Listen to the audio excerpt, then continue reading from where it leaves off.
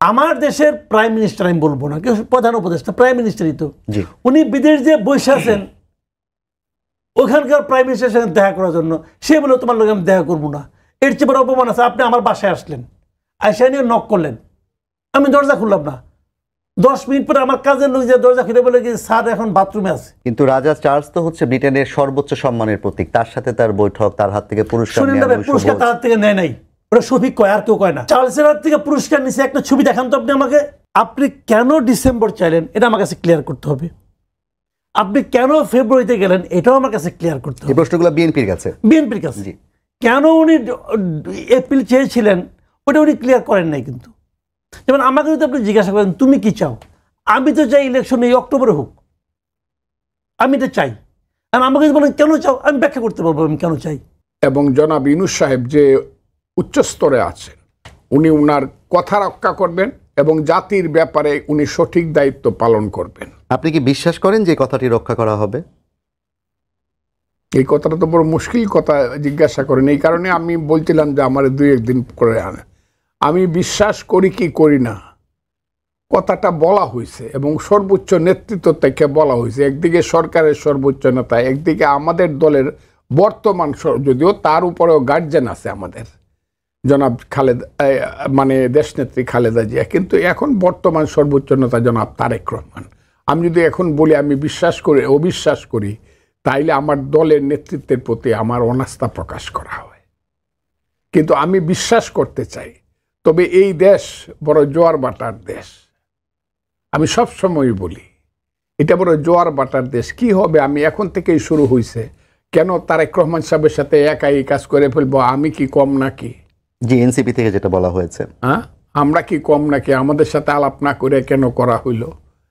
তো এগুলা চলতে থাকবে, কিন্তু তারপরও সরকার যদি স্ট্রিক্ট থাকে ইলেকশনের ব্যাপারে, আর উনি যে কথা সংস্কার এবং বিচার, সংস্কারের ব্যাপারে কথা বলছে ঠিক আছে, কিন্তু বিচারের ব্যাপারে কথা বলাটা আমার কাছে সবসময় এটা মনে হয় যে এটা বিচার বিভাগকে অপমান করা হচ্ছে। জনাব ফজলুর রহমান, আপনার কাছে আবার আসবো।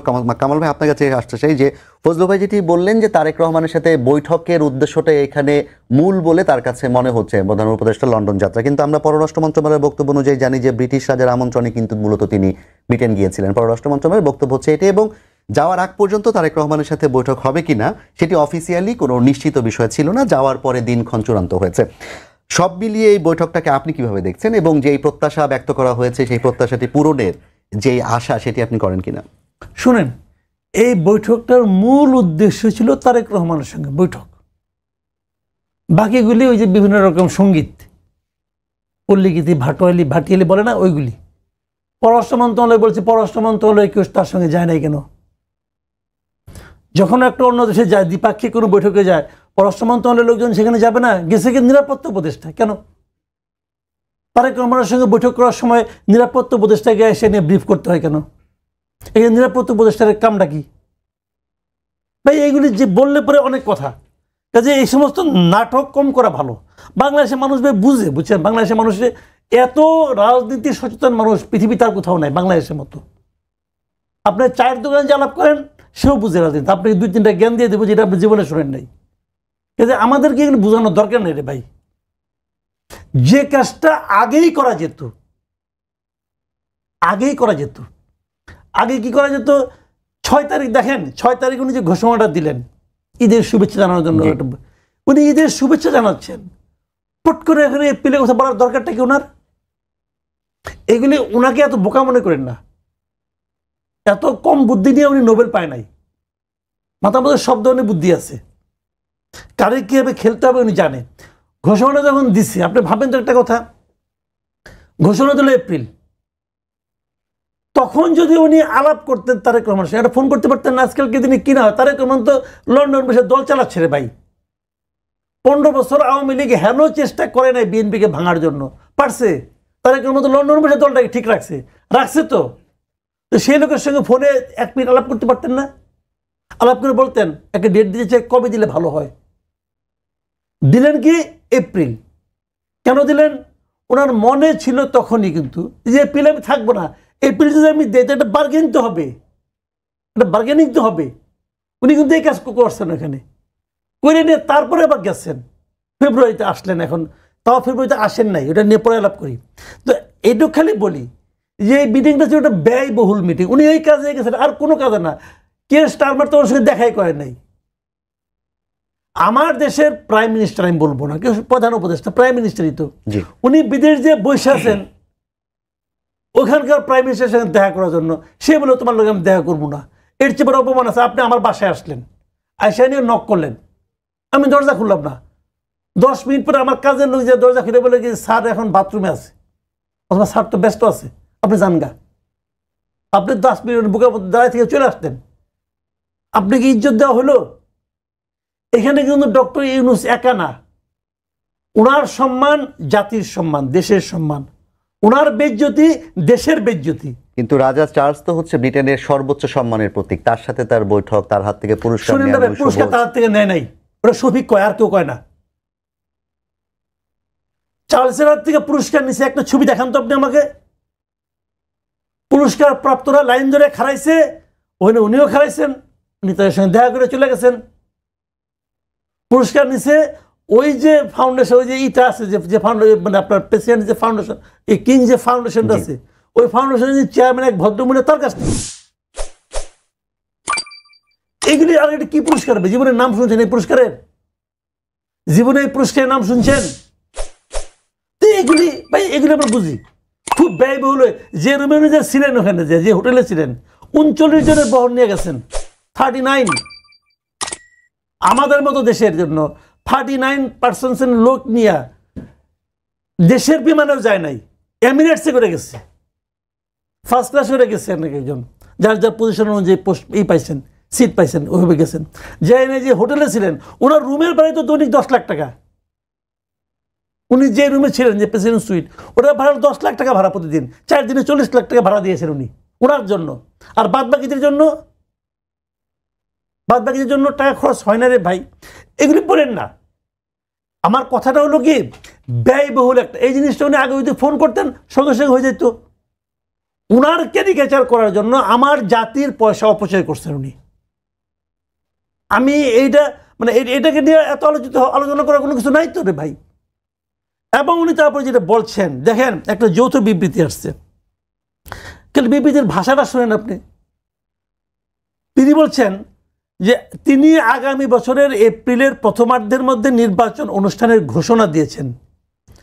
সব প্রস্তুতি সম্পন্ন করা গেলে, খেয়াল করেন আবার রিপিট করছি, সব প্রস্তুতি সম্পন্ন করা গেলে 2006 সালে রমজান শুরু হওয়ার আগের সপ্তাহেও নির্বাচন আয়োজন করা যেতে পারে। স্পষ্ট কোনো বক্তব্য আছে?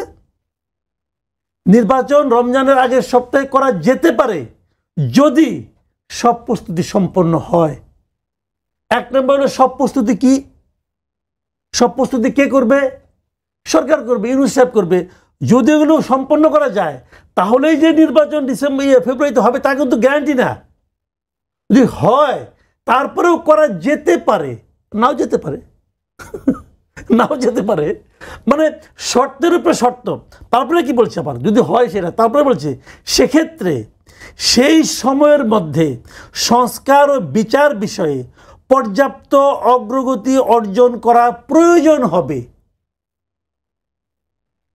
কে অগ্রগতি করবে? এটা সম্পন্ন করবে বিচার এবং সংস্কারের ক্ষেত্রে কে করবে? কার দায়িত্ব এটা? এটাও সরকারের দায়িত্ব। এইটাকে করা প্রয়োজন হবে। এই কাজটা আপনি যেটা শুরুতেই বলছিলেন, যেটা বার্গেনিং চিপ, এপ্রিলে বলে তিনি জানতেন এপ্রিলে বললে বিএনপি কিংবা অন্যান্য দলগুলো মানবে না, তিনি এটা আগিয়ে নিয়ে আসবেন, কিন্তু বার্গেনিং চিপ।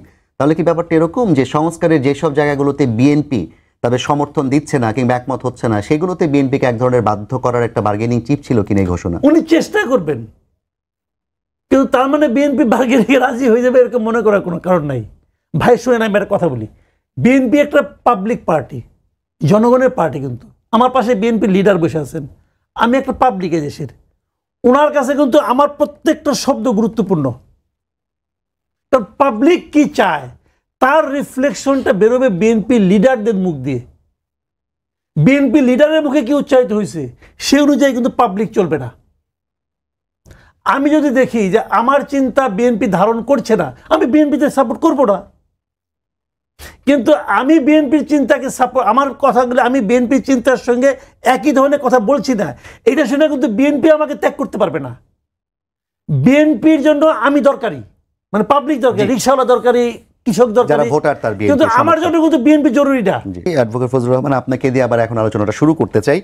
মাসুদ কামাল ভাই যেটি বলছিলেন যে ডক্টর ইউনূস, যে আপনিও বলেছিলেন যে বাট এবং ইফের একটা বিষয় এখানে আছে, সব মিলিয়ে ডক্টর ইউনূস এবং তারেক রহমানের মধ্যকার যেই আলাপ, সেই আলাপে জাতি আশার একটা আলো দেখতে পাচ্ছে, কিন্তু বাস্তবতা কি বলে? বাস্তবতায় কি আসলেই ফেব্রুয়ারিতে নির্বাচন করার মতো পরিবেশ কিংবা প্রস্তুতি সরকার এবং রাজনৈতিক দলগুলোর আছে কিনা? আমি আপনাকে আজকে যে কথাগুলো বলবো সেই কথাগুলো হইল, আমাদের নেতা অনেক আশাবাদী হয়ে একটা সিদ্ধান্ত গ্রহণ করেছে। আমরা এইটার উপরেই বিশ্বস্ত থাকতে চাই, বিশ্বাস করতে চাই শেষ পর্যন্ত। কিন্তু আপনি যদি আমাকে এই দেশের অবজেক্টিভ কন্ডিশন যেটা চলছে, সেই অবজেক্টিভ কন্ডিশনে যদি আমাকে জিজ্ঞাসা করেন, তাহলে ধরেন এই যে বিশ্বে একটা ঘটনা ঘটে গেল, এটা তো কালকেও আমি জানতাম না, যে ইরানের প্রধান সেনাপতি এবং মূল গার্ড যিনি, গার্ড প্রধান, বিপ্লবী গার্ডের যিনি প্রধান, কি করলো ইসরায়েল, কোনটা ঘটে এই পৃথিবী তো আমি বলতে পারি, কারণ পৃথিবী তো আন্তর্জাতিক দাবা খেলার এখন গুটি হয়ে গেছে, সারা পৃথিবী। একদিকে পাকিস্তান ইন্ডিয়া যুদ্ধ হইল, আবার কিছু থামলো, আবার ইরানে আর এই ইসরায়েল আবার লাগছে, আবার গাজা উপত্যকা, সারা পৃথিবী। আমার দেশ তো সেই তুলনায় অনেক ছোট। আমার দেশের করিডোর আছে, আমার দেশের সমুদ্র বন্দর আছে চিটাগাং, আমার দেশের সেন্ট মার্টিন দ্বীপ আছে, অনেক ঘটনা প্রবাহ আছে। সেই ঘটনা প্রবাহের সঙ্গে যদি এই সরকার নিজেকে মিলাতে চায়, তারা যদি মনে করে তারা ফাইনালি যে কথাটা বললো তাদের সংস্কারের মধ্যে এইসব কাজগুলো আছে, তারা যদি এটার সঙ্গে এটাকে মিলাতে চায়, যতই তারা সিদ্ধান্তে নোক ইলেকশন করবেন, তাহলে তো ইলেকশনটা করতে পারবে না। তারা যদি একটা নির্বাচিত সরকারের মতো কাজ করতে চায়, যে আমি সমুদ্র বন্দর দিলাম, আমি তো কালকে এই সরকারের বিরোধিতা করব। ইলেকশন প্রধান উপদেষ্টা তো বলেছেন যারা সমুদ্র বন্দর দিতে আপত্তি জানাবে তাদের প্রতিরোধ করতে হবে। আচ্ছা, পারলে উনি করবে, কিন্তু জনগণও পারলে দেখবে যে তার চট্টগ্রাম বন্দর দেওয়া যায় কিনা, তার করিডোর দেওয়া যায় কিনা। করিডোর তো অস্বীকার করেছেন, যেটা একটা স্বীকারের কিছু আসে দেয় না এইসব লোকের, আমি এটা বিশ্বাস করি না। তাইলে এতদিন আলোচনা করলো কেন? তাইলে আমার দেশের 10 কিলোমিটার ভিতরে আইসা ওরা নৃত্য করে গেল কেন? আরাকান বাহিনী বাধা দেওয়া হইল না কেন? সেন্ট মার্টিন দ্বীপ আজকে 10 মাস যাবৎ বন্ধ কেন? কি করতে চায় তারা? এগুলো বলক স্পষ্ট করে। এই রাগডাক করা, এগুলো তো ছেলে খেলা না একটা রাষ্ট্র নিয়ে। আমি তো আমার দেশের 1 ইঞ্চি জমি দিয়া কারো সঙ্গেই যত বড় শক্তি এসে কাম বুঝ করবো না, বরং আমার দেশকে তারা বোমা মেরা, নাপাম বোমা মেরা শেষ করে দিতে পারে। আমিও শেষ পর্যন্ত মুক্তিযুদ্ধের মতো করে জীবন দিব, জীবন নিব, কিন্তু আমি আমার দেশ দিব না। কাজে যখন এই সরকার বেসিক কিছু ডিসিশন নিতে যাবে, আরো আছে ঘটনা প্রবাহ।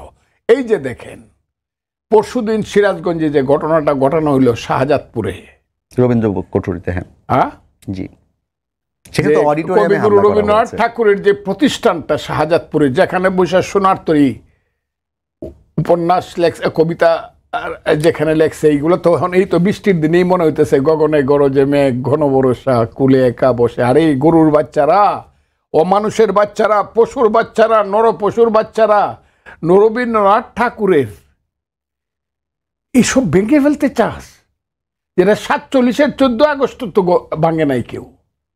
23 বছরের পাকিস্তান আমলে ওই প্রতিষ্ঠানটা কেউ হাত দেয় নাই, এমনকি হিয়াকানের যুদ্ধ টাইমে ওই প্রতিষ্ঠানটা হাত দেয় নাই। আর এখন কোন অমানুষ এবং নর পশুর বাচ্চারা আসলো, যে রবীন্দ্রনাথ ঠাকুরের কবিতা এখন আমার জাতীয় সঙ্গীত, সেই রবীন্দ্রনাথ ঠাকুরের সমস্ত অস্তিত্ব ধ্বংস করে তারা কোন অমানুষের বাচ্চা এরা? রবীন্দ্রনাথ ঠাকুর কে? বাঙালি জাতির শ্রেষ্ঠ সন্তান, শ্রেষ্ঠ সন্তান। বাঙালি জাতির এই সন্তান সৃষ্টি না করে বাংলা সংস্কৃতি সাহিত্য সংস্কৃতি কল্পনা করা যায় না। সেই রবীন্দ্রনাথকে ধ্বংস করে দিতে চায় যারা, কই তাদের উপর দেখলাম না একটা মানুষ টেরেস্ট হয়েছে, কেউ না। এই তো চলতেছে। এই মোবাইলটা টিপ দিলে প্রতিদিন শোনা যায় কি ইসলামী বিপ্লবী সরকার হবে 10 বছরের জন্য, যারা এর বিরোধিতা করবে তাদেরকে নিঃশেষ করে দেওয়া হবে, একদম কোনো বিচার আচার নাই, গুলি করে শেষ করে দেওয়া হবে। এখানে ইসলামী বিপ্লব হবে, আফগানিস্তানের মতো দেশ হবে, আল কায়দার সরকার হবে। এগুলো বললেই কি সম্ভব বাংলাদেশে? আসলে সম্ভব না। কিন্তু এটা যদি ইউনূস সাহেব যদি এটাকে প্রশ্রয় দিতে থাকে, এইসব প্রশ্রয়, মুক্তিযোদ্ধা হিসাবে আমি প্রতিবাদ করব। আমি আমার দলের সিদ্ধান্ত, কিন্তু মুক্তিযোদ্ধা হিসাবে কেউ যদি মুক্তিযুদ্ধের বিরুদ্ধে বলে, আমার শিক্ষা সংস্কৃতির বিরুদ্ধে যদি কেউ কাজ করে, আমি বলবোই। জি, আপনাকে ধন্যবাদ। আপনার কাছে আবার আসবো। কামাল ভাই, বিএনপির একটা স্লোগান ছিল ঈদের আগেও যে interim remember election in December. সেই জায়গা থেকে বিএনপি এত হাঁকডাকের পর ডিসেম্বর থেকে সরে ফেব্রুয়ারিতে নেগোসিয়েশন করা কিংবা মেনে নেওয়া, এটা কি বিএনপি পিছিয়ে গেল খানিকটা, নাকি এটা আসলে দেশের স্বার্থে করেছে? দেখেন, এখানে আমি একটা কথা বলি, রাজনীতিতে না ওই যে গো ধরে বসে থাকা, এটা কোনো ভালো কথা না। যদি কেউ লজিক্যালি বোঝাতে পারে তো সেটা মানবেন, কোনো আপত্তি তো নাই। কাজে পলিটিক্যাল পার্টি হিসেবে বিএনপি এটা ফেব্রুয়ারিতে যেতে পারে, এপ্রিলেও যেতে পারে, জুনেও যেতে পারে, এতে কোনো সমস্যা নাই। কিন্তু কাজে এখানে অগ্রসর হওয়া, পিছিয়ে যাওয়া, এখানে এটা তাদের স্ট্র্যাটেজি, তাদের কৌশল। এটার মাধ্যমে তারা হয়তো বৃহত্তর কিছু পেতে চায়, সেটা হতেই পারে। কিন্তু বাট একজন সাধারণ মানুষ হিসাবে আমার কিছু বক্তব্য আছে। আমার বক্তব্য হলো কি, ভাই আপনি কেন ডিসেম্বর চাইলেন এটা আমার কাছে ক্লিয়ার করতে হবে। আপনি কেন ফেব্রুয়ারিতে গেলেন এটাও আমার কাছে ক্লিয়ার করতে হবে। এই প্রশ্নগুলো বিএনপির কাছে কেন উনি এপ্রিল চেয়েছিলেন ওটা উনি ক্লিয়ার করেন নাই। কিন্তু যেমন আমাকে যদি আপনি জিজ্ঞাসা করেন তুমি কি চাও, আমি তো চাই ইলেকশন এই অক্টোবরে হোক, আমি এটা চাই। আর আমাকে যদি বলেন কেন চাও, আমি ব্যাখ্যা করতে পারবো আমি কেন চাই। আমি মনে করি এটা অনির্বাচিত সরকার যত দ্রুত সম্ভব মাথার উপর থেকে সরে যাওয়া উচিত। কারণ তারা আলটিমেটলি যদি তারা দেশটা ভালো চালাতে পারতো তাও মানতাম, তাও তারা পারে না। অতএব এটা আমি মনে করি, আমার আরও যুক্তি আছে সেটা আমি মনে করি। কিন্তু আমি অন্য একটা কথা বলি, দেখেন আপনি নিশ্চয়ই যৌথ ঘোষণাটা দেখেছেন, এটা তো প্রেসে আসছে। কি আছে এখানে? 2-3টা কথা, খালি নির্বাচন নিয়ে কিন্তু কথা। আচ্ছা, ওনারা মিটিংটা করেছেন কতক্ষণ? 1.5 ঘন্টা। 1.5 ঘন্টা এখানে এই 2 কথা হয়েছে না, এর মধ্যে ঘন্টাখানেক বোধহয় তারা দুইজন একান্তে আলাপ করেছেন। একান্ত আলাপ তো কিছু হয়েছে, হয়েছে তো। আমি তো এখন এই দেশের নাগরিক হিসেবে জানতে চাই ভাই কি আলাপ করছেন। আমি কি জানতে চাইতে পারি না? আমি তো পলিটিক্যাল লিডার অথবা আমার যিনি সরকার প্রধান তাদের কাছ থেকে কি আশা করি? ট্রান্সপারেন্সি আশা করি। ওনারা যা কিছু করবেন জনগণকে সঙ্গে নিয়ে করবেন। কোথায় জনগণ? এই দেশটা তো ডক্টর ইউনূসের না, এই দেশটা তারেক রহমানেরও না, এই দেশটা দেশের জনগণের। যে আপনারা 2 জন গুরুত্বপূর্ণ লোক, সবচেয়ে গুরুত্বপূর্ণ 2 জন ব্যক্তি, সবচেয়ে গুরুত্বপূর্ণ 2 জন ব্যক্তি কি কথা বলছেন আমার জানার অধিকার নাই, আমার জানার আগ্রহ নাই। আমার এবং আগ্রহ এবং অধিকার আপনারা ক্ষুণ্ণ করতেছেন। বলেন না কেন, কি সমস্যা বলেন। আপনি কি আলাপ করছেন রে ভাই? ঢাক ঢাক গুড় গুড় মানুষের মধ্যে সন্দেহ জন্ম দেয়। মাথায় রাখবেন, সন্দেহ কিন্তু মারাত্মক, একটা মারাত্মক উপসর্গ। আমি জানতে চাই 1.5 ঘন্টা আপনার আর কি আলাপ করছেন, কি লেনদেনে আলাপটা আপনি করছেন 1.5 ঘন্টা ধরে। সংক্ষিপ্ত একটা আপনি যৌথ ঘোষণা দিলেন যার কোনো একটা সেন্টেন্স স্পষ্ট না, ডিপ্লোম্যাটিক ওয়ার্ড দিয়ে দিচ্ছেন। এই ঘোষণাটা আপনি কেন দিচ্ছেন? কার জন্য দিচ্ছেন? জনগণের জন্য দিচ্ছেন। জনগণ এই ঘোষণাতে কি পাইছে? জনগণ কি ক্লিয়ার হয়েছে যে ফেব্রুয়ারি ইলেকশন হবে? কেউ ক্লিয়ার হয় নাই। জনগণ কি ক্লিয়ার হয়েছে যে ফেব্রুয়ারির মধ্যে বিচার হবে, ফেব্রুয়ারির মধ্যে সংস্কার হবে? আর আমি সংস্কারই তো হবে না। কিসের সংস্কার হবে? বিএনপি তো তাদের 31 দফা নিয়ে অনেকজন যারা মাঠে ময়দানে কাজ করতেছে। এদেশের মাঠে ময়দানে গ্রামাঞ্চলে পর্যন্ত বিএনপি তার 31 দফাকে নিয়ে গেছে। সরকার কি তার সংস্কার প্রস্তাবগুলি নিয়ে গ্রামে গেছে, মাঠ পর্যায়ে গেছে? যায় নাই তো রে ভাই। বিএনপি কি বলছে এই সংস্কার পাইলে এবার আমি 31 দফাকে বাদ দিয়ে দিব? বলছে? বলে নাই তো। বিএনপি তার 31 দফা থেকে যদি না সরে এটা লজিক্যাল হবে, কারণ এটা তার পলিটিক্স, এটা তার পলিটিক্স। আর সরকার বলবে আমি একে সংস্কার করেছি। এই সংস্কার সরকার কাদের দিয়ে করাইতেছে? এই লোকগুলো তো আমি কোনো, মানে আপনি তো আমার কি মনে করি না। তারা যাদের দিয়ে সংস্কার করাচ্ছে তারা কি এই ক্ষেত্রে সবচেয়ে যোগ্য ব্যক্তি? এনসিপি জাতীয় নাগরিক পার্টি তারা এই বৈঠকের ফলাফলকে কেন্দ্র করে দুজন উচ্চ পর্যায়ের নেতা, একজন হচ্ছেন মুখ্য সমন্বয়ক, একজন হচ্ছেন সিনিয়র যুগ্ম আহ্বায়ক, তারা দুজনই বলেছেন যে একটি দলের সাথে আলাপ করে যৌথ বিবৃতি দেওয়া এবং বিদেশে বসে নির্বাচন, এটা গণ অভ্যুত্থানের যে আকাঙ্ক্ষা তার সাথে সাংঘর্ষিক। এবং তারা এই নির্বাচনটি আসলে নির্বাচন কমিশনকে পুনর্গঠন ছাড়া করতে দিতেও তাদের আপত্তি আছে। তো আপনি কি মনে করেন তাদের এই বক্তব্য নির্বাচন ফেব্রুয়ারিতে হওয়ার ক্ষেত্রে কোনো ধরনের বাধা তৈরি করতে পারে, কিংবা তাদের অবস্থান? পারে। আমি সবসময় একটা কথা বলি যে আমার নেত্রকোনার একজন উস্তাদ বাউল শিল্পী ছিল, যে সবার উস্তাদ, তার নাম রশিদ উদ্দিন। সেই রশিদ উদ্দিনের শিষ্য হইল উকিল মুন্সি জালাল খা শাহ আব্দুল করিমেরা। রশিদ উদ্দিনের একটা গান আছে, হাকিম হয়ে হুকুম করো, পুলিশ হয়ে ধরো, সর্প হইয়া দংশন করো, উজা হয়ে যারো।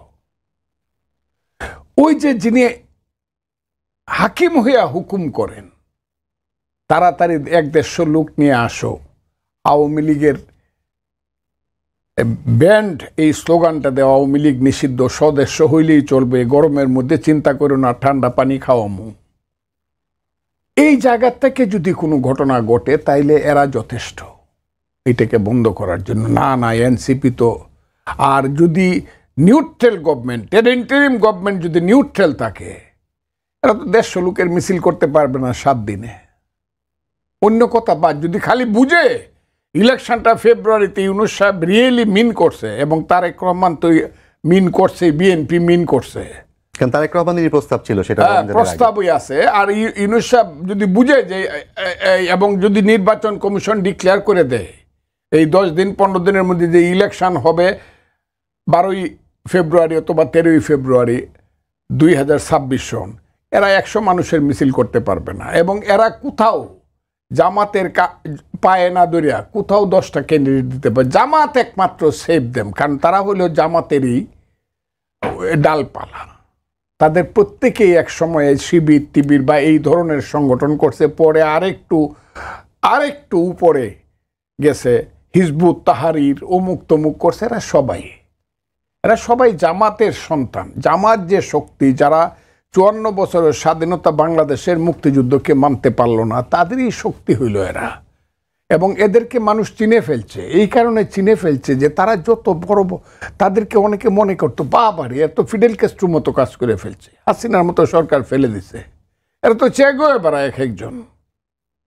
কিন্তু পরবর্তী সময়ে দেখা গেল এদের লোভ, লালসা, অর্থবিত্ত, বড়লোক হওয়ার যে অফুরন্ত আকাঙ্ক্ষা, সে আকাঙ্ক্ষার পিছনে এদের প্রাইভেট সেক্রেটারি 312 কোটি টাকা 3 মাসের মধ্যে কামাই করে ফেলে, বা 6 মাসের মধ্যে কামাই করে ফেলে।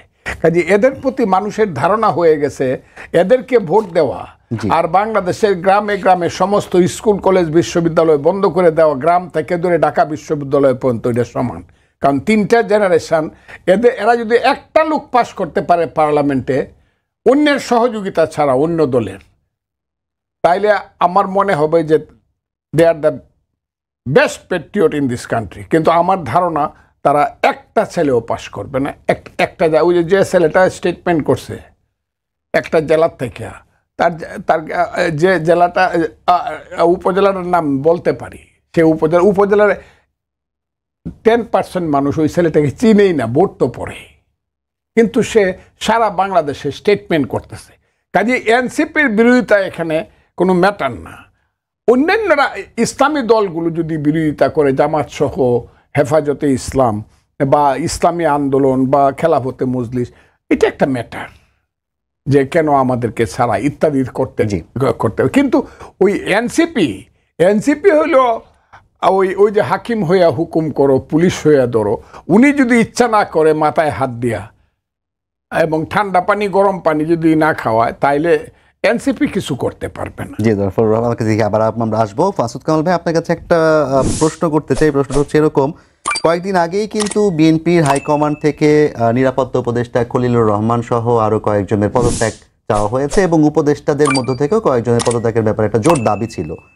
আজকের বৈঠকের গুরুত্বপূর্ণ বিষয় হচ্ছে বিএনপির পক্ষ থেকে আমির খসরু মাহমুদ চৌধুরী, তিনি লন্ডন উড়ে গেলেন, বিএনপির পক্ষ থেকে ব্রিফিংয়ে তিনি ছিলেন, এবং সরকারের পক্ষ থেকে সেই খলিলুর রহমান ব্রিফ করলেন এবং সঞ্চালনা করলেন প্রেস সচিব শফিকুল আলম।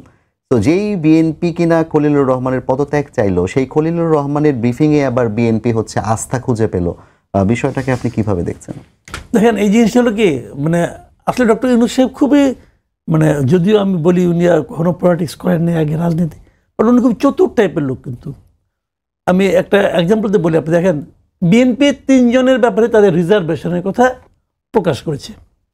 এই 3 জনের মধ্যে খলিলুর রহমান একজন, আসিফ মাহমুদ সজীব ভুঁইয়া একজন, মাহফুজ আলম একজন। এই 3 জনের ব্যাপারে তো সুস্পষ্টভাবে তারা বলেছে যে 3 জনকে আমরা চাই না।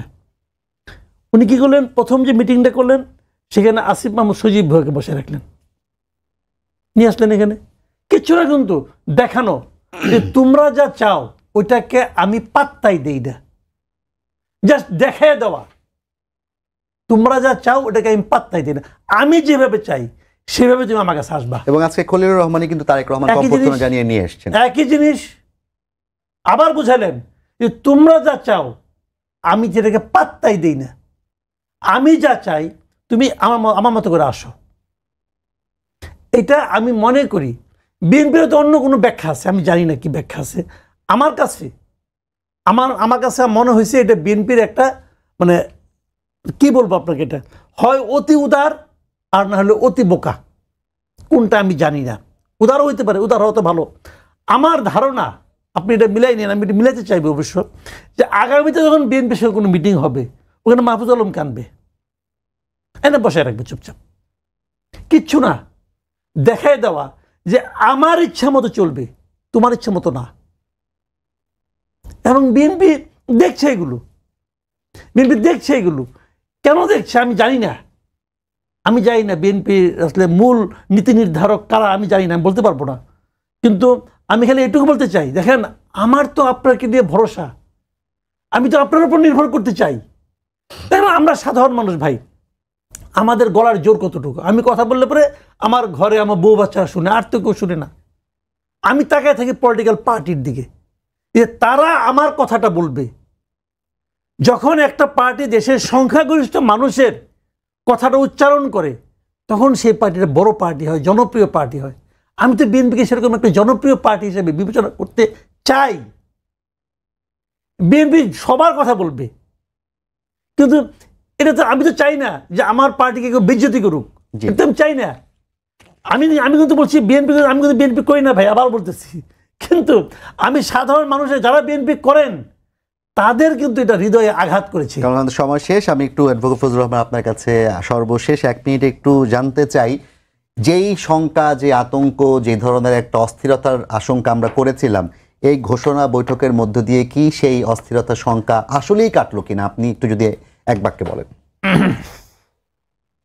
এই উত্তরটা এখন পর্যন্ত আমি দিতে পারতেছি না, অথবা দিতে পারলেও আমি দিব না। তবে যেহেতু আমাদের দল এবং আমাদের নেতৃত্ব যেহেতু এই ব্যাপারে খুব,